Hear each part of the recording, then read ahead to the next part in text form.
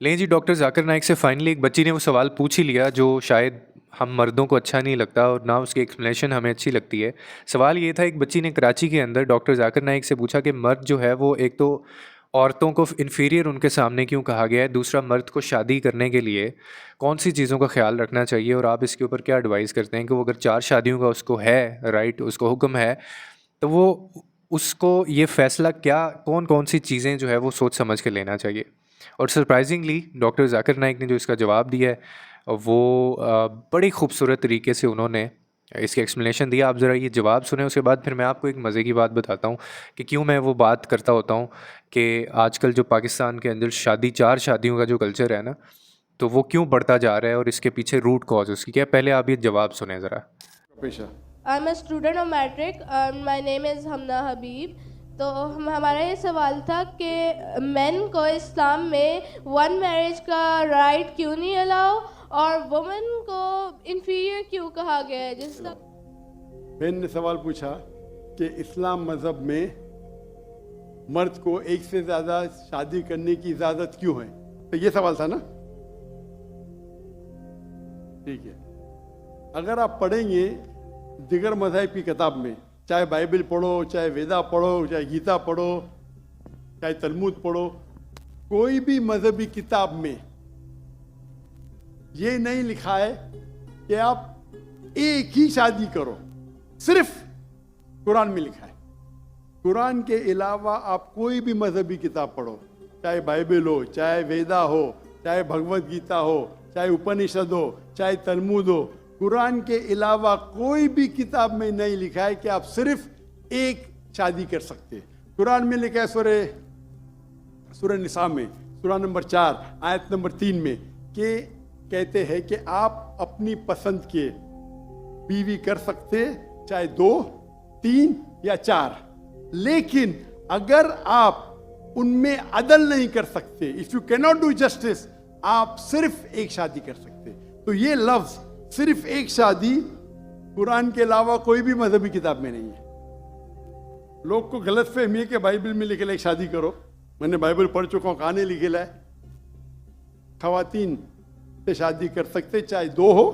3 हो या 4 हो, लेकिन आप उनके दरमियान अदल नहीं कर सकते, तो सिर्फ एक।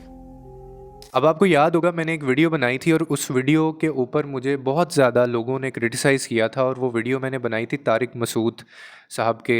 रेफरेंस से। आजकल तो वो वैसे ही मुश्किल में है, उनके ऊपर बड़े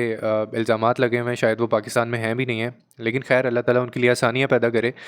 उस वक्त मैंने एक वीडियो बनाई थी जिसमें मैंने एक लेडी का जिक्र किया था कि मेरा एक पास एक लेडी सेशन में एक आई थी, तो उन्होंने आके उनका जो मसला था वो शादी का मसला था। यानी वो कहती हैं कि मेरे शौहर ने मजाक मजाक के अंदर मुझसे पहले वो शादी का पूछते रहते थे, और मैं मुझे लगता था कि शायद ये मजाक कर रहे हैं, तो मैंने उनसे एक दिन ऐसे ही बोल दिया, मैंने भी मजाक में बोल दिया कि अच्छा फिर जाएं आप कर लें शादी, आपको जिससे करनी है। तो वो कहते वो वाकई शादी करके आ गया, मेरा जो शौहर है। अब वो मामलात उनके काफ़ी ख़राब हुए हुए थे, फिर उनके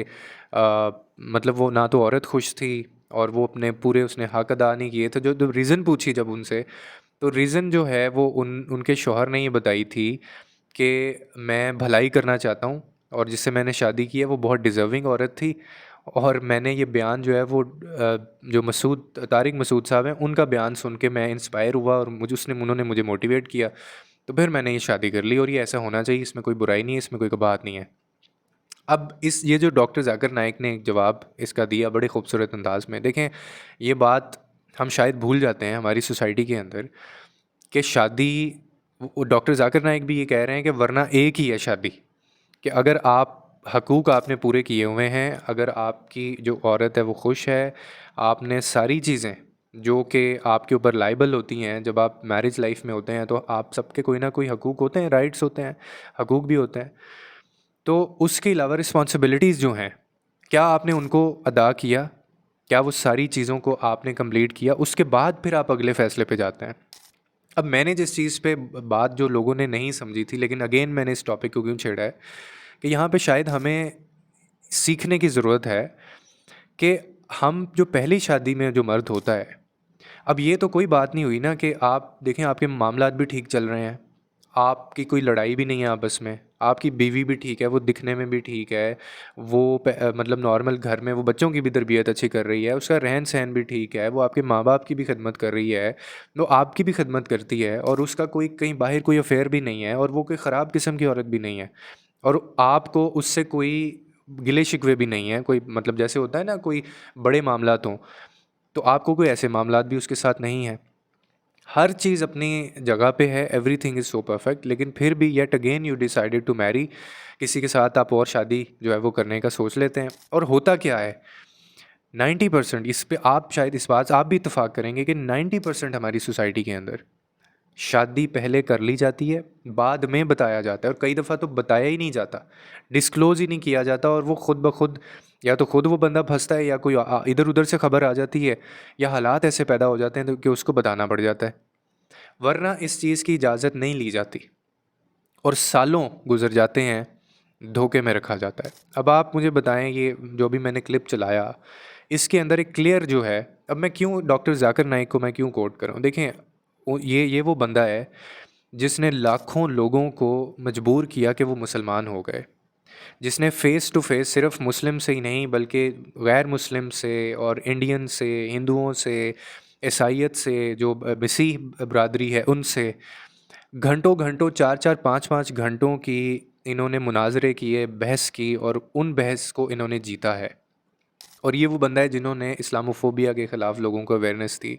जो खुलेआम टीवी के ऊपर सारी चीज़ें बोलते हैं। तो एक अपॉर्चुनिटी है। हमारा ना एक प्रॉब्लम है पाकिस्तानियों का, मैं हैरान हो रहा हूँ एक चीज़ के ऊपर कि एक प्रोपेगेंडा चलाया जा रहा है जब से डॉक्टर जाकिर नाइक पाकिस्तान आए हैं। अब मुझे समझ नहीं आ रही कि why he is being hated in Pakistan by some people. कुछ लोग उनको हेट क्यों कर रहे हैं? या तो वो शायद इनको जानते नहीं हैं,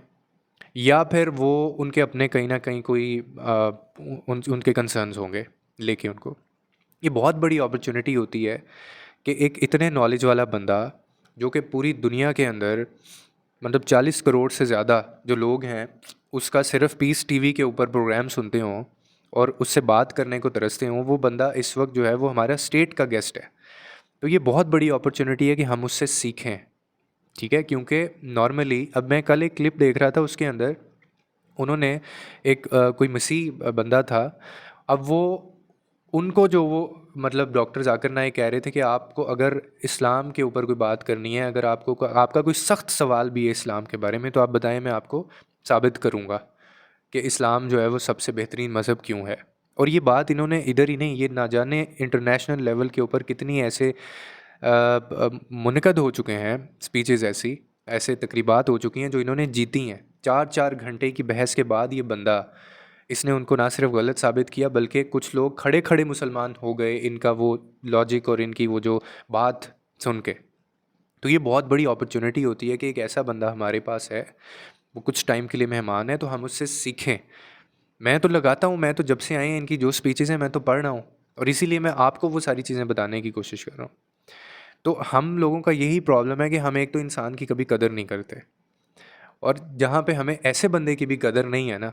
तो फिर किसी और की कदर हमने क्या करनी है जिसका बेचारे का कोई कंट्रीब्यूशन भी नहीं होता सोसाइटी में। और बहुत सारे लोग जो हैं वो इनको क्रिटिसाइज़ कर रहे हैं कि जी ये ऐसे हैं, इनका रहन सहन ऐसे, यहाँ पे ये क्यों नहीं है, वो वहाँ पे क्यों रहते हैं। यार आप ये देखें कि एक बंदे की सर्विसेज क्या हैं, वो टुवर्ड्स इस्लाम वो क्या सर्विसेज दे चुका है अब तक, वो कितने लोगों को इंस्पायर कर चुका है, वो कितने लोगों को कन्वर्ट कर चुका है इस्लाम के ऊपर। 9/11 के ऊपर जितना ये बोले हैं डॉक्टर जाकिर नाइक, उतना खुला कोई नहीं बोला। इन्होंने एक स्पीच दी थी जब ये 9/11 हुआ था, तो उसके कुछ ही हफ्तों के बाद, हालांकि वो बहुत बड़ा एक कैंपेन चलाई गई थी मुसलमान इस्लामोफोबिया के बारे में, मुसलमानों को ऐसा पोर्ट्रे करने की कोशिश की गई थी, लेकिन इनकी स्पीच के बाद 34,000 जो अमेरिका के अंदर जो लोग हैं वो मुसलमान हो गए थे इनकी स्पीच सुन के। हालांकि उस वक्त ये 9/11 रिसेंट हुआ था। तो हम लोग ऐसे लोगों की कदर नहीं करते। तो बहुत ज़बरदस्त सवालात आ रहे हैं, इनके प्रोग्राम्स देखें आप, क्योंकि वैसे तो टीवी के ऊपर, यूट्यूब के ऊपर मौजूद हैं, लेकिन बराह रास्त जो है इस वक्त वो हमारी स्टेट के अंदर वो ये शख्स मौजूद हैं, और हम लोग शायद इनकी कदर नहीं कर रहे हैं। तो ये जो इन्होंने बात की, ये सिर्फ मैंने आपको दिखाने के लिए इसलिए कहा था कि वो तमाम लोग जो ये समझते हैं और जो इस तरह का जहन रखते हैं,